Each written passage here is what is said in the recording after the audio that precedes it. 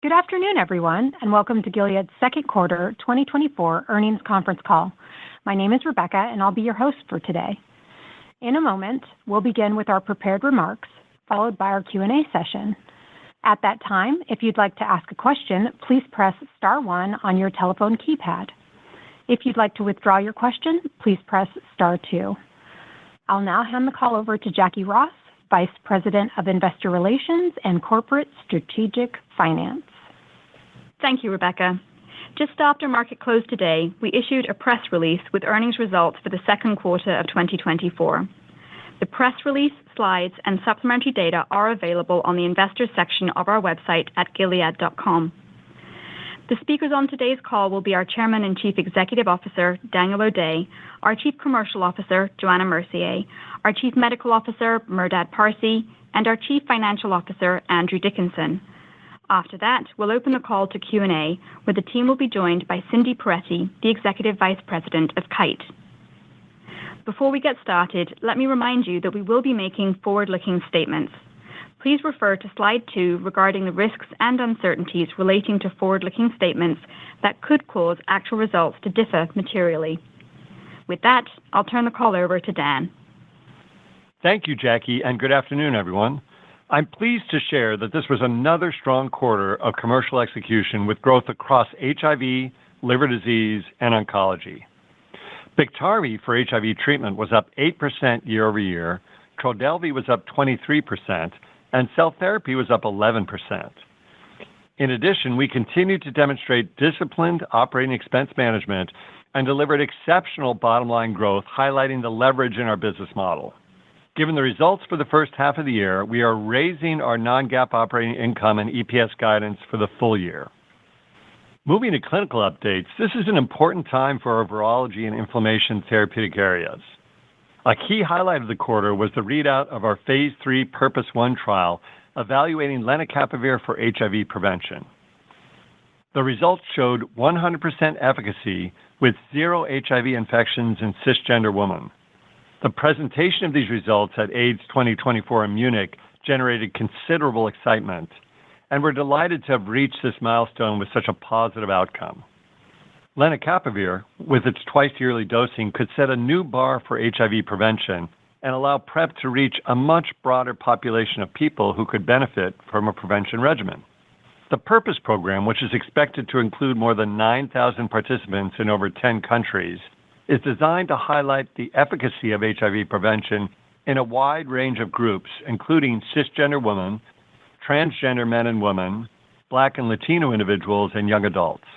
We expect an update for Purpose 2 late this year or early next year, with a commercial launch as early as late 2025.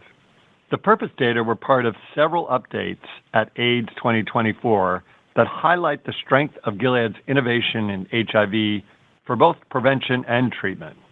Our pipeline has the promise to extend our HIV leadership well into the late 2030s and beyond.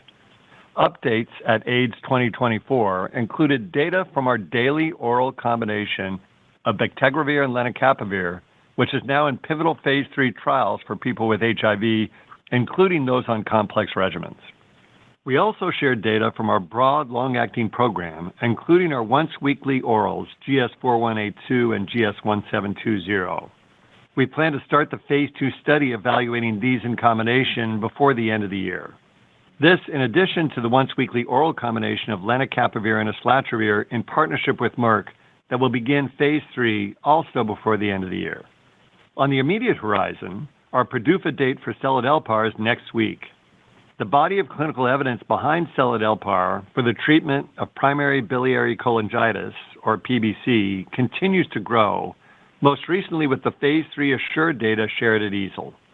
The Gilead team is excited by the opportunity to launch seladelpar and bring a promising new treatment to the patients who could benefit.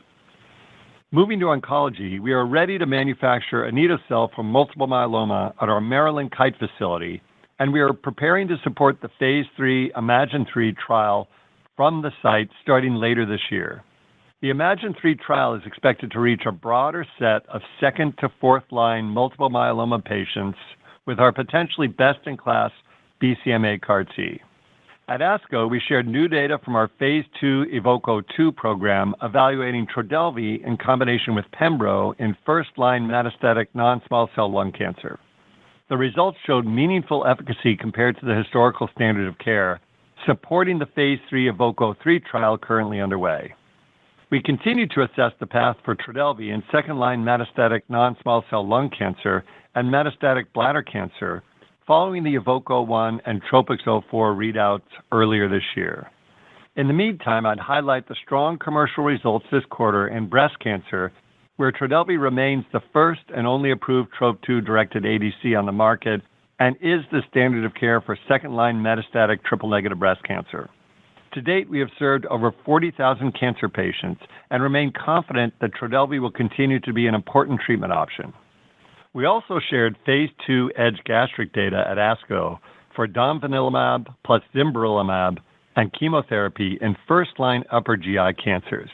These results showed compelling efficacy that supports the Phase 3 STAR-221 program, which has completed enrollment. Moving to our 2024 key milestones on Slide 6, we look forward to the upcoming updates from the Phase 3 ASCENT-03 trial and Phase 2 IMAGINE-1 trial. ASCENT-03 is an event-driven trial evaluating Trodelvy in first-line PD-L1 negative metastatic triple-negative breast cancer patients. A positive progression-free survival outcome would support global filings, potentially moving Trodelvy into earlier lines of triple-negative breast cancer. Our IMAGINE-1 trial could support regulatory filings for anito-cel in later-line relapsed or refractory multiple myeloma. Overall, the second quarter was a strong performance for the Gilead team, with the highlights including some remarkable clinical results in HIV, solid revenue growth across therapeutic areas, tangible impact from our disciplined cost management initiatives, and planning for the imminent launch of seladelpar. With that, I'll hand it over to Joanna. Thanks, Dan, and good afternoon, everyone. I'm very pleased to report the continued momentum we saw in the second quarter and would like to thank the Gilead teams who contributed to another strong quarter of execution. As shown on Slide 8, total product sales, excluding Veklury, were $6.7 billion in the second quarter, up 6% year-over-year, with growth across HIV, liver disease, and oncology. Including Veklury, total product sales were $6.9 billion, up 5% year-over-year. Starting with HIV on Slide 9, sales of $4.7 billion were up 3% year-over-year, driven by strong demand across treatment and prevention, partially offset by lower average realized price due to channel mix. Quarter-over-quarter, sales were up 9%, reflecting favorable pricing and inventory build following the typical first quarter dynamics, as well as higher demand. Looking to the full year, we remain on track to deliver HIV sales growth of approximately 4%. Turning to Slide 10, total second quarter Biktarvy sales of $3.2 billion were up 8% year-over-year, primarily due to higher demand.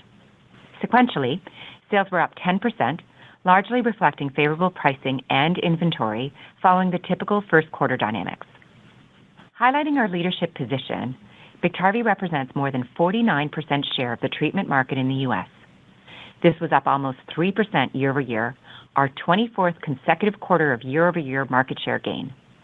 With a meaningful share lead over all other branded regimens for HIV treatment, Biktarvy firmly remains the HIV treatment of choice, particularly for those starting or switching regimens in the U.S., as well as across other major markets.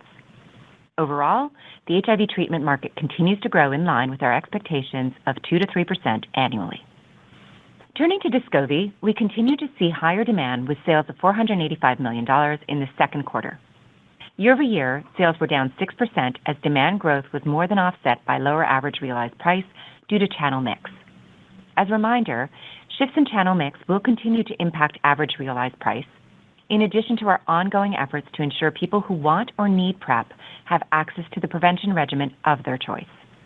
Sequentially, sales were up 14%, reflecting favorable inventory and pricing following typical first quarter seasonality, in addition to the higher demand.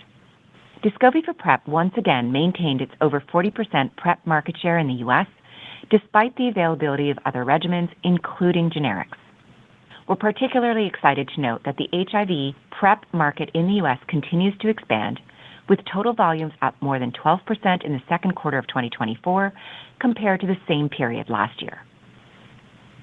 With that in mind, we're thrilled with the unprecedented results seen in our pivotal Phase 3 Purpose 1 trial, achieving 100% efficacy with 0 cases of HIV infections in a broad population of cisgender women, including those who are pregnant or lactating. This is just the beginning of our larger landmark Purpose program, which includes multiple populations and communities where PrEP is underutilized or more difficult to access today, such as cisgender women, transgender men and women, Black and Latino individuals, and young adults. Overall, we expect lenacapavir will emerge as the regimen of choice for those who want or need prevention as the first and only long-acting option with twice-yearly subcutaneous dosing. We are preparing for potential launch as early as late 2025. Moving to the liver disease portfolio on slide 11, sales were up 17% year-over-year and 13% sequentially, driven by higher demand and higher average realized price due to channel mix in the U.S. Our liver disease franchise continues to differentiate itself with leading share in HCV despite fewer HCV starts year-over-year, together with growing demand in HBV and HDV. As you know, our PDUFA date for seladelpar is next week, and we stand ready to launch commercially in the U.S. We are able to leverage our existing commercial footprint in liver diseases and continue building upon these relationships to quickly bring seladelpar to many of the 130,000 people impacted by PBC in the U.S. who progress after initial treatment. Outside the U.S., commercial preparations are well underway, and we look forward to the European regulatory decision in early 2025. Turning to slide 12, while severity of COVID infections and hospitalization rates remain variable, Veklury continues to be recognized as an important part of the standard of care for hospitalized patients treated for COVID-19. This includes the U.S., where Veklury has maintained well over 60% share in this setting. For the second quarter, Veklury sales were down 16% year-over-year and down 61% sequentially, as expected. Moving to oncology on slide 13, sales were up 15% year-over-year and up 7% quarter-over-quarter to $841 million. With over 60,000 patients treated with a Gilead or a Kite therapy to date, we're proud of the positive impact our oncology medicines have made across multiple cancer types. Looking in more detail at Trodelvy on slide 14, sales for the second quarter were $320 million, up 23% year-over-year and up 4% sequentially, primarily driven by higher demand in the U.S. and Europe across its metastatic breast cancer indications. Trodelvy is the only approved and available TROP2-directed ADC to demonstrate clinically meaningful survival benefits across 2 types of metastatic breast cancers. And with increasing awareness amongst physicians, Trodelvy has remained the leading regimen in the U.S. and Europe for second-line metastatic triple-negative breast cancer, with growing adoption in the pretreated HR-positive, HER2-negative metastatic breast cancer setting.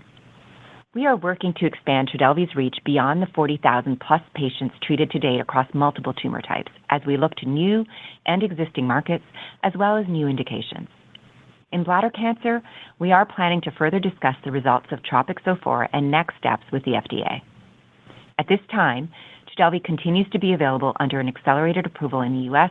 for second-line plus metastatic or advanced bladder cancer. Turning to slide 15, and on behalf of Cindy and the Kite team, cell therapy sales in the second quarter were $521 million, up 11% year-over-year and up 9% quarter-over-quarter, with solid growth in all regions. In the U.S., sales were up 11% sequentially as we've begun to see momentum from our focused efforts at the authorized treatment centers, including further educating providers and patients on the curative potential of our cell therapies. Despite these efforts, in-class and out-of-class competition remain a near-term headwind in the U.S. As we extend the reach of cell therapy, we're making important inroads with key community practices, including working with national payers to unlock broader commercial reimbursement. And as a reminder, expect impact from these initiatives towards the end of 2024. We'll continue to refine this blueprint as we work to onboard new centers and patients over time. Outside the U.S., demand for Yescarta and Tecartus across Europe and other international geographies remains strong, and we're encouraged by the solid progress in our newly launched markets, such as Japan and Saudi Arabia. Overall, it was a strong second quarter for our commercial portfolio, and the teams are energized by the potential to bring 2 more transformational therapies to market. First, with seladelpar for PBC next week, and then lenacapavir for HIV prevention as early as late next year. And with that, I'll hand the call over to Merdad. Thank you, Joanna. We were very pleased to wrap up the second quarter with 2 New England Journal of Medicine publications and a number of important readouts across our portfolio.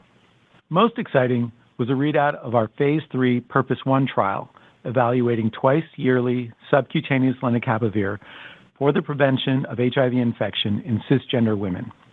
As you can see on slide 17, this was the first Phase 3 HIV prevention trial to ever achieve 100% efficacy. We have since shared data at the International AIDS Society meeting in July, where our presentation was a highlight of the plenary session. The data were simultaneously published in the New England Journal of Medicine. Our second registrational trial for lenacapavir, Purpose 2, has enrolled approximately 3,300 men, trans women, and non-binary people who have sex with men. This trial completed enrollment globally in December 2023, approximately 4 months after Purpose 1. As a result, we expect to provide an update in late 2024 or early 2025. Assuming positive data from Purpose 2, we plan to file based on data from both trials, with the goal of bringing transformative HIV prevention to people at risk of HIV as early as late 2025.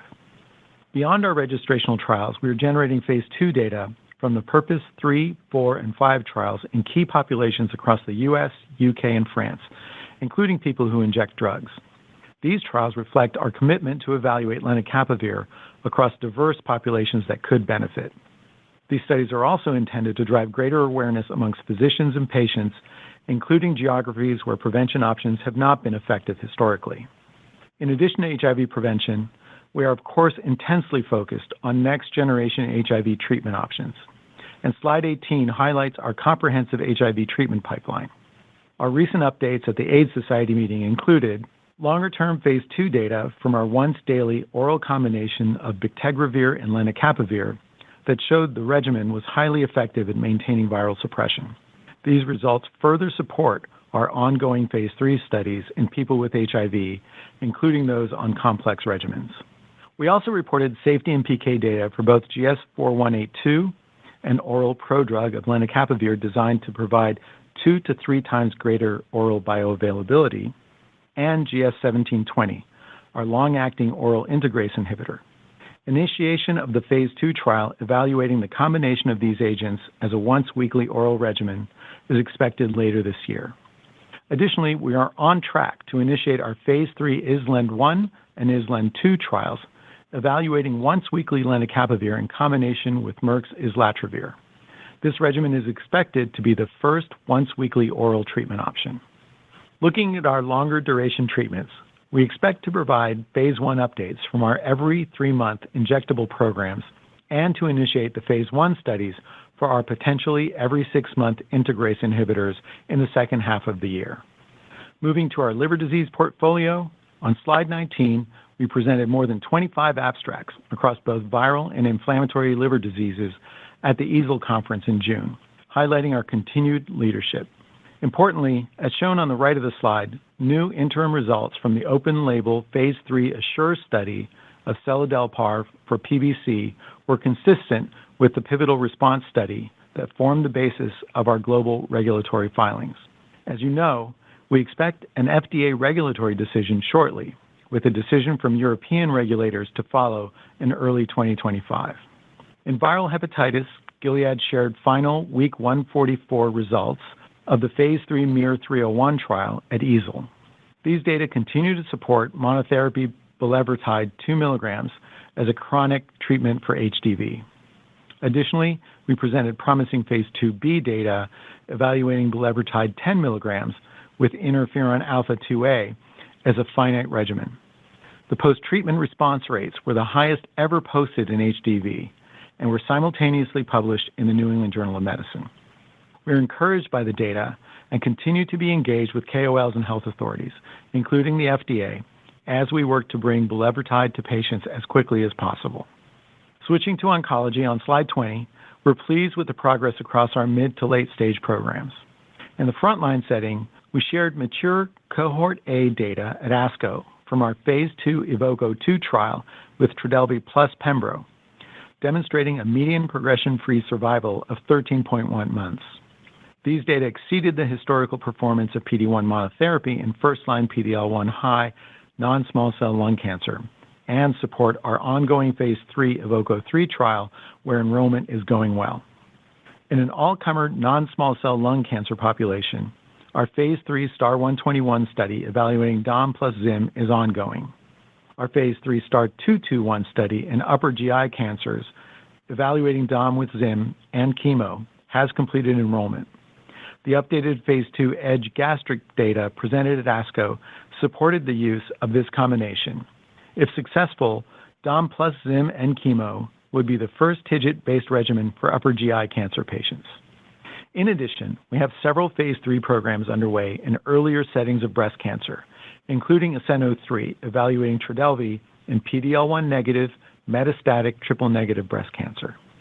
Turning to our second-line programs, we have discussed the results of EVOCO-1 in metastatic non-small cell lung cancer with regulators, and as expected, have confirmed there is no immediate regulatory path based on EVOCO-1 alone. We're currently assessing next steps for Trodelvy in this setting. We will also provide updates on our bladder cancer program, including the full trial results at a future scientific conference after discussions with FDA and KOLs. Moving to slide 21, and on behalf of Cindy and the Kite team, we shared updates for Yescarta and Tecartus at both ASCO and the European Hematology Association meeting. At ASCO, we shared encouraging new efficacy data from a pilot study of Yescarta in 18 patients with relapsed or refractory primary or secondary central nervous system lymphoma in collaboration with the Dana-Farber Cancer Institute. Yescarta demonstrated greater than 26 months median overall survival with no reported treatment-limiting toxicities and no apparent additional risk of adverse events in these patients with high unmet need. Based on these results, we are engaging with regulators to expand the use of Yescarta to include these patients. Additionally, we reported that treatment with Tecartus resulted in a 40% four-year overall survival rate and median overall survival of almost 26 months in the pivotal ZUMA-3 trial in relapsed or refractory adult B-cell acute lymphoblastic leukemia. At EHA, we shared preliminary analysis from the Phase 2 ZUMA-24 trial, further supporting outpatient use of Yescarta in relapsed or refractory large B-cell lymphoma with the use of prophylactic steroids and other early intervention strategies. Real-world manufacturing experience of Yescarta for second and third-line large B-cell lymphoma reinforces our strong manufacturing success rate of 96%. Further, on slide 22, I will highlight our promising clinical development program for anito-cel, a potential best-in-class BCMA CAR-T that we are developing in partnership with Arcellx. Notably, we shared our study design for our Phase 3 IMAGINE-3 trial that will include a broader set of earlier line relapsed or refractory multiple myeloma patients. We expect to have first patient in for this trial in the second half of this year. We're pleased to note that the tech transfer and transfer of the U.S. IND of anito-cel to Kite are now complete. The Kite manufactured product will be used in the IMAGINE-3 trial, and we anticipate the turnaround time for anito-cel to be on par with Kite's commercially available products. Wrapping up with our key 2024 milestones on slide 23, we completed all of our first half milestones and are pleased with our program execution overall. We're off to a good start for the second half with the readout of Purpose 1 occurring ahead of our committed timeline. We look forward to the FDA decision next week for seladelpar in PBC, as well as an update from the pivotal Phase 2 IMAGINE-1 trial in later-line relapsed or refractory multiple myeloma, in addition to an update on the pivotal Phase 3 ASCENT-03 study in first-line PD-L1 negative metastatic triple-negative breast cancer. Along with these updates, we have a maturing inflammation pipeline that includes several Phase 2 programs, such as a once-daily oral alpha-4 beta-7 integrin inhibitor and an oral TYK2 inhibitor for inflammatory bowel disease. And now I'll hand the call over to Andy. Thank you, Merdad, and good afternoon, everyone. Starting on slide 25, the team delivered an excellent quarter with our base business up 6% year-over-year to $6.7 billion.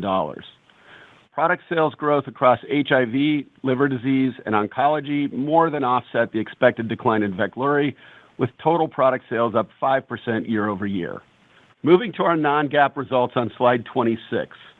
Product gross margin was 86%, down 84 basis points from last year. R&D expenses were down 3% year-over-year, primarily due to the wind down of certain magrolimab, obeldesivir, and Trodelvy studies following recent data and regulatory updates. Sequentially, R&D was down 5%, primarily due to the timing of clinical and manufacturing activities, partially offset by the initiation of new studies. These savings reflect disciplined management of R&D resources towards the most meaningful opportunities. Acquired IP R&D was $38 million, reflecting new and ongoing collaboration payments in the second quarter. SG&A was down 27% year-over-year, primarily due to the $525 million legal settlement in 2023 that did not repeat in 2024. Excluding this payment, SG&A was up 2% year-over-year and includes commercial investments ahead of the launch of seladelpar. Operating margin for the second quarter was 47%, our strongest operating margin since the third quarter of 2022, highlighting the leverage we have in our business model. Turning to tax, our effective tax rate was approximately 18%, reflecting settlement with a tax authority in the second quarter. On a reported basis, our non-GAAP diluted EPS grew 50% year-over-year from $1.34 to $2.01 per share. As mentioned earlier, we had a $525 million legal settlement representing 32 cents per share in the second quarter of 2023 that did not repeat in the second quarter of 2024. Excluding this settlement, EPS grew 21% year-over-year, reflecting higher product sales and lower expenses, including acquired IP R&D expenses. As highlighted on slide 27, we had a strong first half of the year with solid performance in each of our core franchises across virology and oncology, driving base business growth of 6% year-over-year, which is at the upper end of our full-year guidance of 4-6%. Switching to our expectations for 2024 on slide 28. We continue to expect total product sales in the range of $27.1 to $27.5 billion and total product sales, excluding Veklury, in the range of $25.8 to $26.2 billion. Given the inherent variability experienced historically and as stated previously, we are not updating our Veklury guidance at this time. As we think about the second half of the year, here are some of the factors that we are continuing to monitor. First, we continue to expect the normal quarter-to-quarter variability in our HIV business that we have always experienced relative to average realized price associated with channel mix. Second, we expect quarterly variability in cell therapy due to continued in-class and out-of-class competition. Third, there is some uncertainty associated with Trodelvy bladder revenue following TROPiCS-04. As a reminder, bladder represents less than 10% of total Trodelvy sales today. And finally, there is a possibility of incremental FX headwinds in the second half of the year. For the rest of 2024, we continue to expect to deliver strong volume growth across all therapeutic areas and, assuming approval, seladelpar as an incremental contributor to revenue growth. Continued HIV volume and revenue growth, consistent with our full-year expectation to grow HIV product sales by approximately 4%, and continued focus on disciplined operating expense management. Moving to the non-GAAP guidance. There is no change to our non-GAAP gross margin range of 85 to 86%. For R&D, we now expect total R&D expense to increase by a low to mid-single-digit percentage compared to 2023, reflecting lower than previously expected R&D expenses in 2024, despite absorbing the late-stage seladelpar program. For SG&A, there is no change to our prior guidance pointing to a mid-single-digit decline compared to 2023. Consistent with our expectations last quarter, we have been able to absorb the incremental expenses associated with the CymaBay transaction. For acquired IP R&D, we now expect full-year expenses of $4.7 billion, up from $4.4 billion last quarter, to reflect a $320 million transaction with Janssen to buy out the global seladelpar royalty. This expense will be included in our third quarter results. Finally, with the strong operational expense control demonstrated in both the first and second quarters, and despite this new $320 million acquired IPR&D expense, we are increasing our operating income guidance to $7.2 to $7.6 billion and increasing our non-GAAP diluted EPS guidance to $3.60 to $3.90. Slide 29 highlights that the increase to our EPS guidance fully absorbs the $320 million, or approximately 20 cents per share, expense associated with the buyout of the seladelpar royalty from Janssen. This transaction removes Gilead's royalty obligation to pay 8% of seladelpar sales. Excluding this transaction, our EPS guidance increase would have been even more significant today, up 30 cents or 8% at the midpoint, again highlighting the financial discipline that is translated into operating leverage. Moving to slide 30, we continue to have sufficient flexibility in our balance sheet to execute on our capital allocation priorities.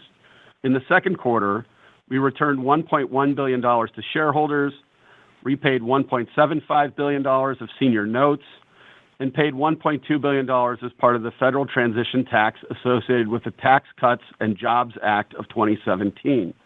The remaining transition tax payment of $1.3 billion is scheduled for April of 2025.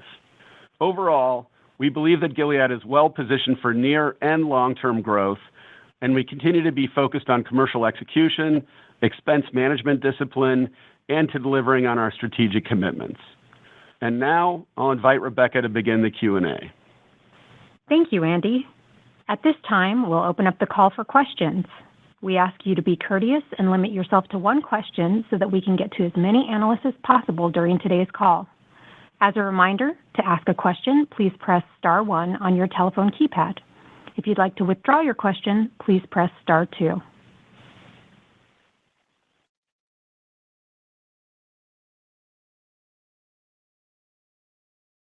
Go ahead, your line is open. Hi there. This is Evan Seigerman from BMO Capital Markets. I wanted to touch on TIGIT. There's been a lot of updates in the TIGIT space. I know after ASCO we had the Roche update, and most recently Merck discontinued their KeyVibe study in small cell lung cancer.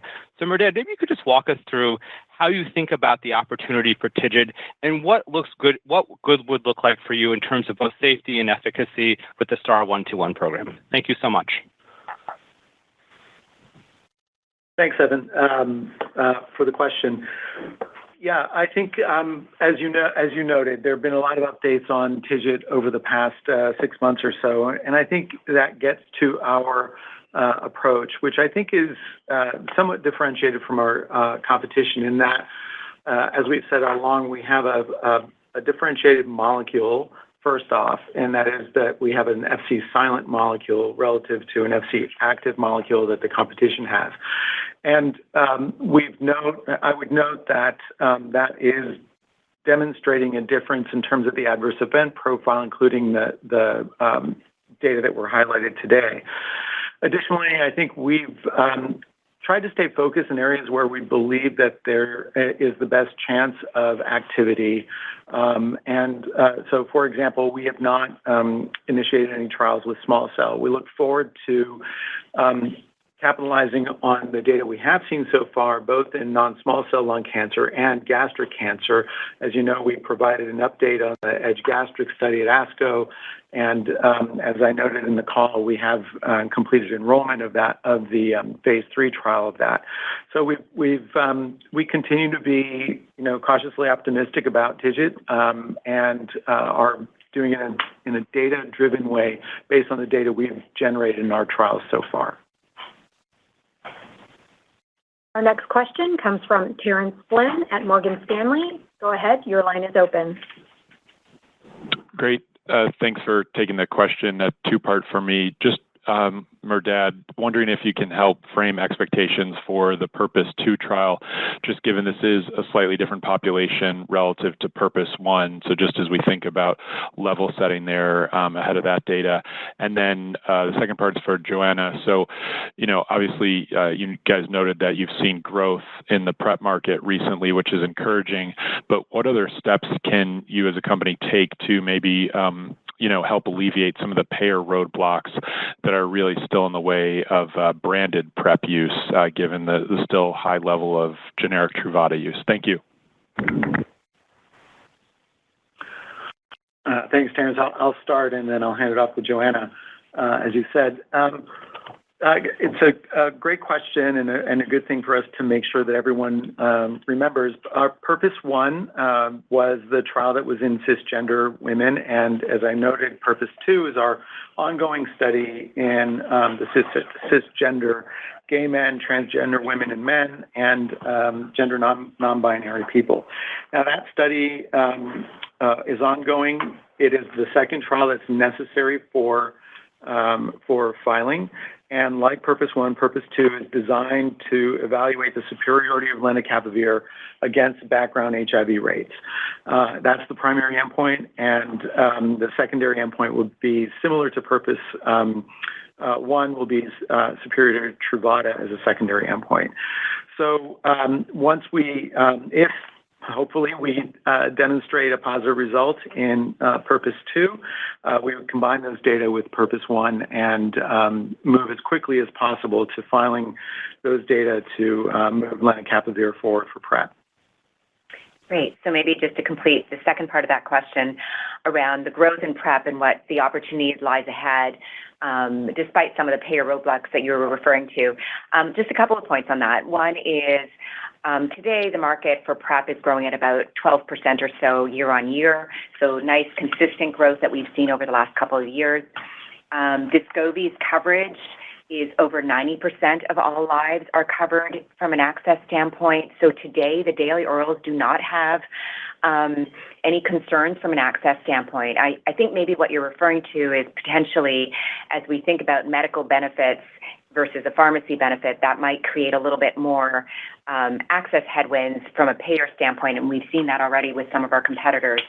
As we think about lenacapavir, in light of not only the data just most recently with Purpose 1, but also just the profile that it offers with a twice-yearly sub-Q, I think it really allows us to redefine the PrEP market as a whole. And, as much as we're seeing today maybe over 400,000 users in the U.S., we really see three major growth opportunities. One is around market size growth, the other one's around market share growth, and the third one is on adherence. So if I just break those down a little bit, the market size growth is around reaching more users, so well beyond just white MSMs, thinking about cisgender women, transgender men and women, Latino, Black individuals, as well as young adults. Reaching more prescribers in different settings than we are today, and over time, reaching more countries, right? Because right now, PrEP revenues are really coming primarily out of the United States. From a market share growth standpoint, Descovy is the number one branded daily oral today with over 40% share, and we believe lenacapavir will be number one from a long-acting standpoint. And between the two together, we believe the Gilead presence in HIV prevention will also be leading and greater than where we are today. And last but not least is higher adherence, and that just has to do with the method, the frequency of administration. When you think about a twice-yearly sub-Q has much higher adherence than a daily oral, and obviously better outcomes. So all those pieces together is what we are focused on as an opportunity for the future of prevention with not only Descovy, but obviously with lenacapavir around the corner potentially. And from an access standpoint, we are thinking ahead as we think about even the work that CMS is doing when they think about, making it a Part B drug for a medical benefit in PrEP to ensure greater access. But we're also thinking through how is this going to impact from both from a prescriber standpoint and how do we support that reimbursement challenges that I think others have been facing, and how we basically do a very high-touch approach here to make sure everyone who needs or wants PrEP gets access to their drug of choice. As a reminder, please limit yourself to one question so we can get to as many analysts as possible today. Our next question comes from David at Leerink Partners. Go ahead, your line is open. Hi, thanks for the question. I want to ask on anito-cel, a two-part. One is just a process factual. I wonder if you can confirm whether you have completed enrollment in Imagine-1, and thus what kind of follow-up time we can expect in the data should it be accepted at ASH. And then a deeper question on Imagine-3. I wonder what your approach is in Imagine-3 to bridging therapy so as to avoid the higher risk of death that was observed in the competitor trials soon after enrollment. Thank you. Thanks, Dana. So we've got Cindy Peretti here. We'll turn it over to her to answer that. Thank you for the question. Thanks, Dana. We continue to be really excited about the potential with anito-cel with its best-in-class profile. And our enrollment target for Imagine-1 has been met. I think the second question you asked is what type of follow-up would we expect to see at ASH? And I think we're in the process of, we did an initial cut, obviously, for the abstract. We'll do a second cut for the final sharing of the data. So I don't have the exact follow-up time, but we can certainly look to follow up with you once we have that. Your second question was around Imagine-3 and bridging therapy. Right now, we will be moving, so we were able to complete the tech transfer, as you heard from Dan, into our Maryland production facility. So we will be supplying therapy out of our Maryland facility, and we expect to apply a lot of the learnings that we have with our existing products on the market today and be able to get anito-cel back to those patients in Imagine-3 as it relates to having time up front to do bridging therapy. However, with the protocol design today, we do have the option to do bridging therapy if necessary for patients. Our next question comes from Umer Raffat of Evercore. Go ahead, your line is open. Hi, guys. Thanks for taking my question.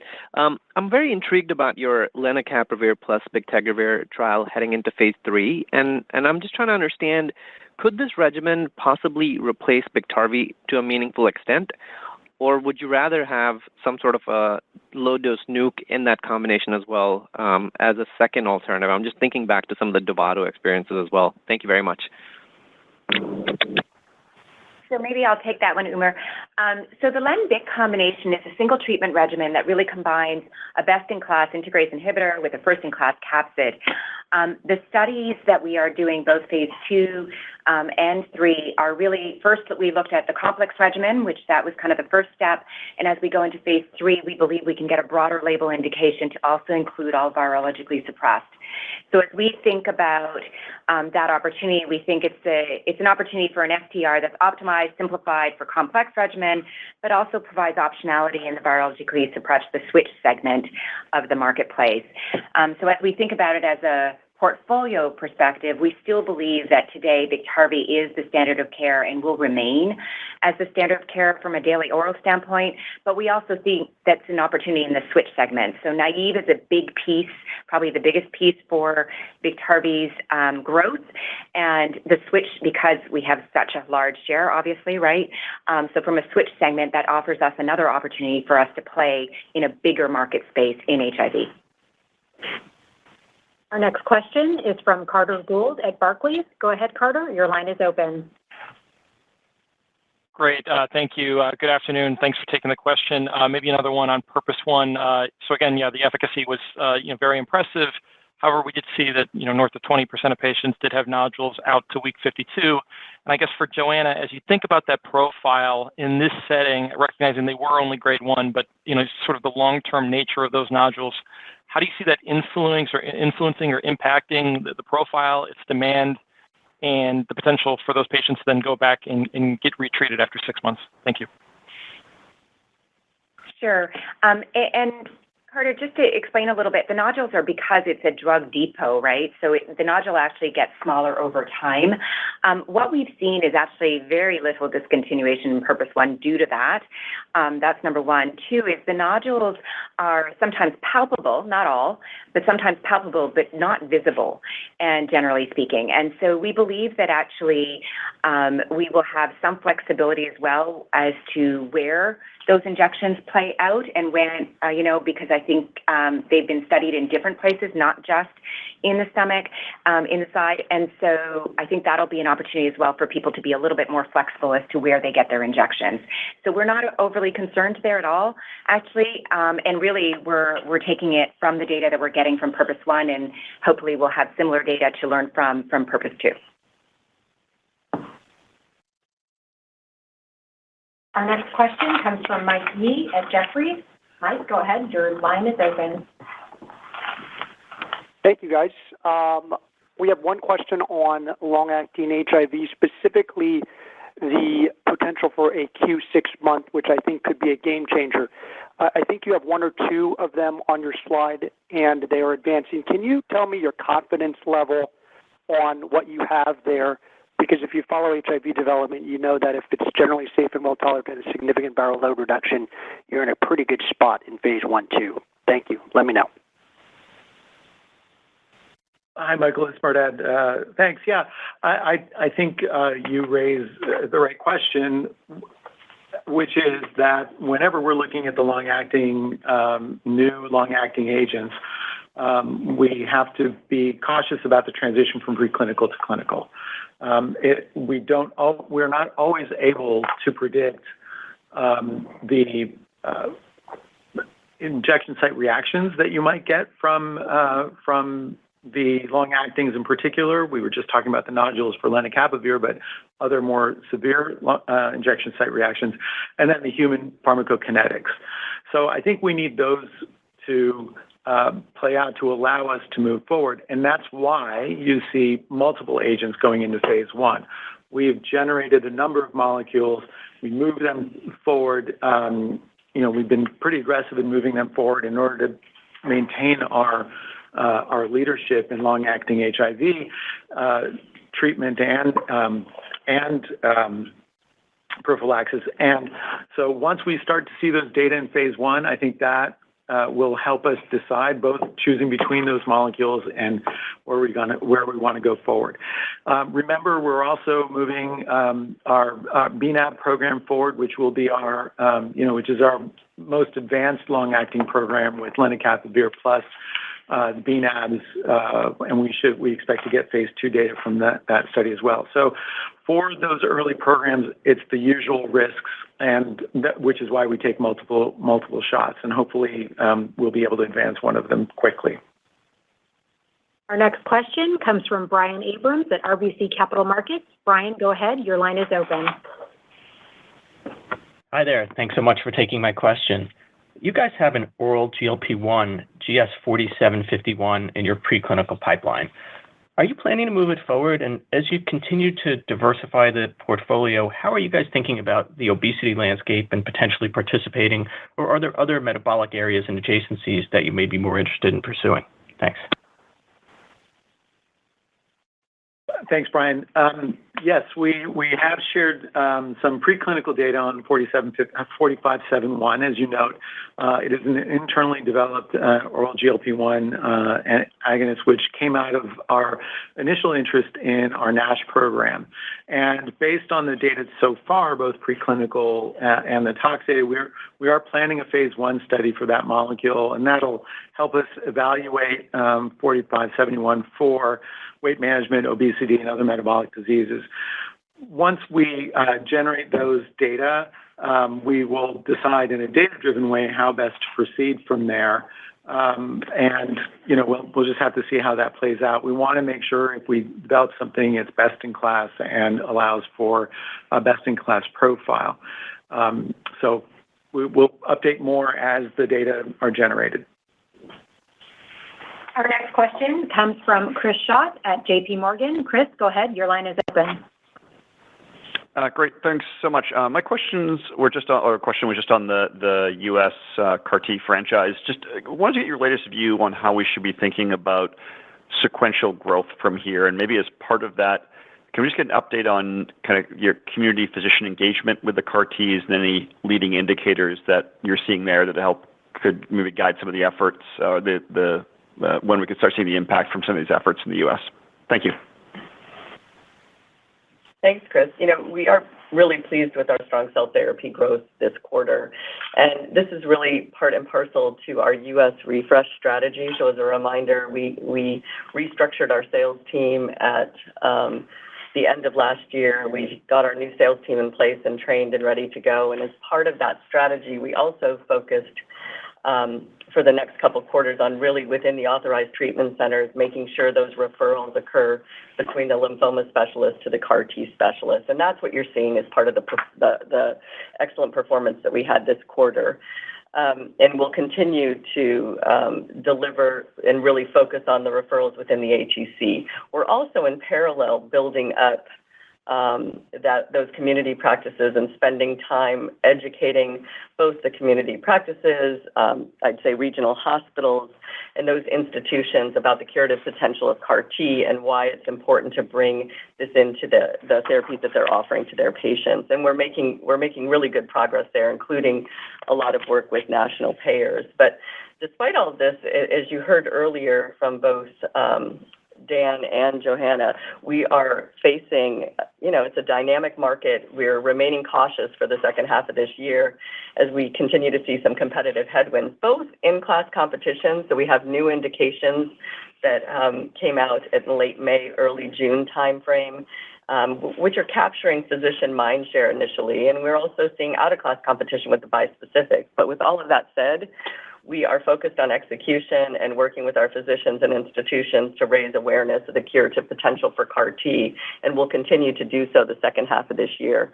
As it relates to community practices, I shared last quarter that it's taking us a little bit longer than we had expected to get them up and fully operating, but we're making great progress as it relates to that and learning a lot along the way. So we're continuing to refine our blueprint as we onboard new centers. Our next question comes from Steven Seedhouse at Raymond James. Steve, go ahead. Your line is open.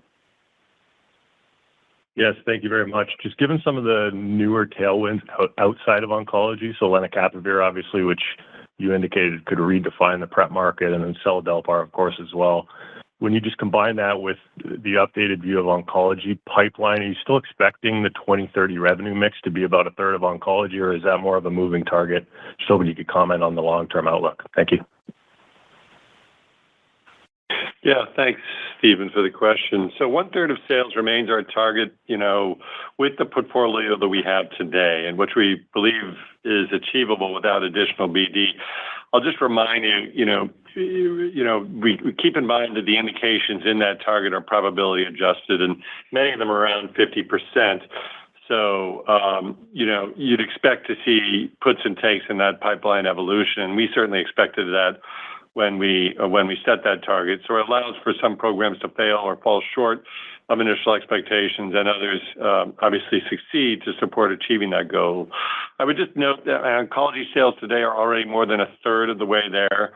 In Q2 2024, they're about 12% of the total product sales, growing nicely. So it's highlighting the progress we're making on this overall goal. I think you're right to point out, also the progress and as you put it, the tailwinds with our virology business and lenacapavir data, as well as seladelpar. Obviously, as that grows, that puts even more stretch to our ambition. It's a good problem to have, but I think the ambition we have is very much along the lines of diversifying our business, as well as solidifying our base in virology, and we're firmly committed to that strategy. Our next question comes from Tim Anderson at Wolfe Research. Tim, go ahead. Your line is open. Thank you. I have a question on the TROP2 space. So sometime before or around year end, we'll get your phase 3 first-line triple-negative readout with Trodelvy from the ASCENT-03 trial. And we'll also be getting Astra's TROPION-Breast02. And the design of those trials are quite similar, which will allow probably for the best side-by-side comparison thus far of your drug versus Astra's. And I'm sure you've thought about this a lot. What's your prediction for how those results will likely stack up against each other? I'm guessing you'll show less ILD as one benefit, but how do you think efficacy and other safety metrics will compare? Sure, this is Merdad. Look, I think you hit the highlights. We are Trodelvy has demonstrated great efficacy in the triple-negative breast cancer space, and we remain, I think, the only approved TROP2 ADC, and that space in triple-negative is definitely where Trodelvy is doing very well and has become standard of care for most physicians. So I think that sets us up nicely. And Asceno-3, as we update the status of that trial as the end of the year rolls around, I think will be part of the continuation of that story and our expectation for Trodelvy's success in triple-negative breast cancer. We have felt that there are areas where our programs are differentiated, and for Trodelvy, as you mentioned, our adverse event profile has remained largely predictable and very, very manageable on the part of physicians. We certainly, both the ILD you mentioned as well as stomatitis have been very different in their manifestations, and mostly for Trodelvy, it's been neutropenia and diarrhea, which I think clinicians have gotten very comfortable with managing, certainly when we speak to our KOL. So we'll be looking for those data, and we'll look for our data, and in particular, and I think it's a continuation of where we think Trodelvy can go and really solidify our position in triple-negative breast. Yeah, I would just reemphasize what Merdad said. I think just the fact that we are the ones on the market today and so well established as the number one standard of care in triple-negative breast cancer second line, I do think that that is a big differentiator as we think about some of these data points. Our next question comes from Salveen Richter at Goldman Sachs. Salveen, go ahead. Your line is open. Thank you. Good afternoon, everyone. With regard to the long-acting program, could you speak more about potential read-through from Purpose 1 to Purpose 2 and whether there are typically any differences in responses to HIV drugs in these different patient populations? And regarding the strategy to expand the PrEP market, could you speak to specific strategies here and why you haven't been able to reach these patients already? Thank you. Thanks, Salveen. It's kind of a two-part, so I'll have Merdad start and maybe have Joanna add as well. Yeah, Salveen, you're absolutely right that the patient populations are different. This is why we did the broad purpose program to really get a diversity of patients early in our program to ensure that we can bring PrEP to a variety of populations early on in our development. The patient populations are different. We're talking really cisgender women relative to the Purpose 2 population, which is a different population. And our expectation is that those populations have different levels of awareness, different levels of compliance in their use of PrEP otherwise, for example, with the oral PrEP agents.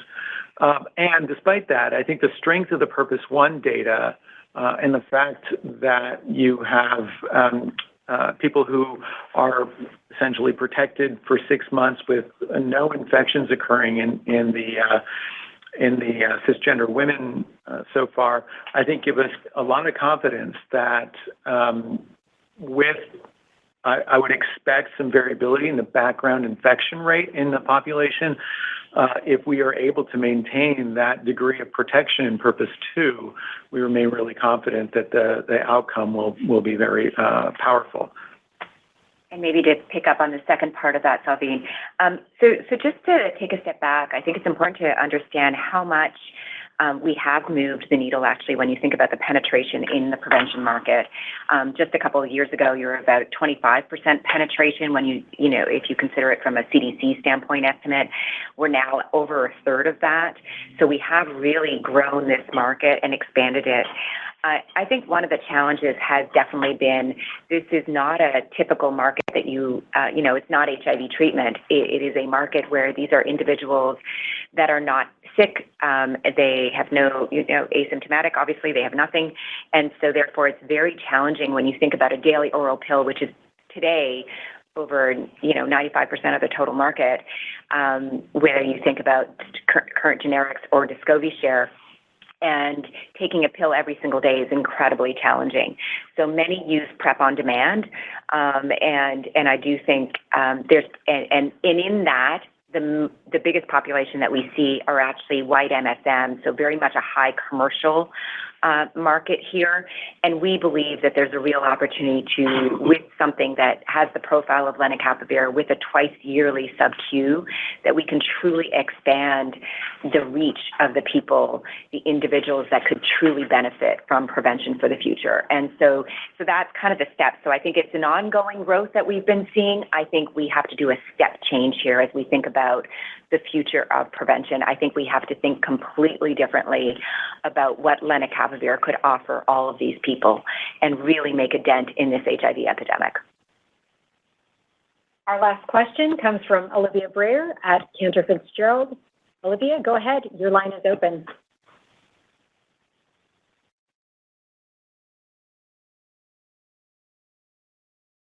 Our next question comes from James Shin at Deutsche Bank.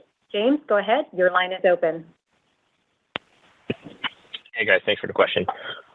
For PrEP, is the move to Part B a net positive to access? And when Len is eventually approved for PrEP, do you expect the market to remain mostly a buy and bill? Thank you.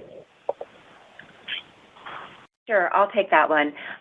So the move, the NCD for PrEP that CMS is working on, I do think it's positive. I think it's really around providing greater access and potentially, providing also the services that go with it. So D2B could actually be a nice move, despite the fact that today Medicare is a very small piece of the total prevention market. As we think about lenacapavir, I think it'll be both. I think there's probably opportunities for it to be both a pharmacy benefit as well as a medical benefit, and be a buy and bill. And I think we just need to think very differently, because buy and bill in the current users of prevention, this is not something that they're familiar with. And so this is something we're really thinking about today for tomorrow, is to setting up that system to make sure they understand how to do this if they want to do it, but that they have an option if they don't want to do it. And I think that's what we're kind of planning for as we think about the future of lenacapavir. That completes the time that we have for questions. I'll invite Dan to share any closing remarks.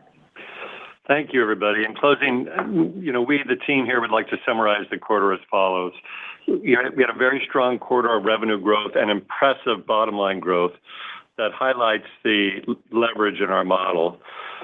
Secondly, we made progress that should enable us to build on that growth in the future, including really remarkable data from the Purpose 1 trial and from across the HIV portfolio, with the promise to extend our HIV leadership well into the late 2030s and beyond. The imminent launch of seladelpar in the U.S., and continued progress in oncology. And all of this leaves us well positioned for the second half of 2024, when we will continue to focus on quarter after quarter of strong clinical, commercial, and financial execution. My thanks to the Gilead teams and to all of you for joining today. I want to hand it over to Jackie Ross for some final comments. Thank you, Dan, and thank you all for joining us today. One final housekeeping item. I can share that we are tentatively planning to release our third quarter 2024 earnings results on Thursday, November 7th. Please note that this date is provisional and could be changed to accommodate scheduling conflicts that arise between now and then. As always, we will announce our confirmed date following the close of the third quarter. We appreciate your continued interest in Gilead and look forward on updating you on our progress throughout the quarter.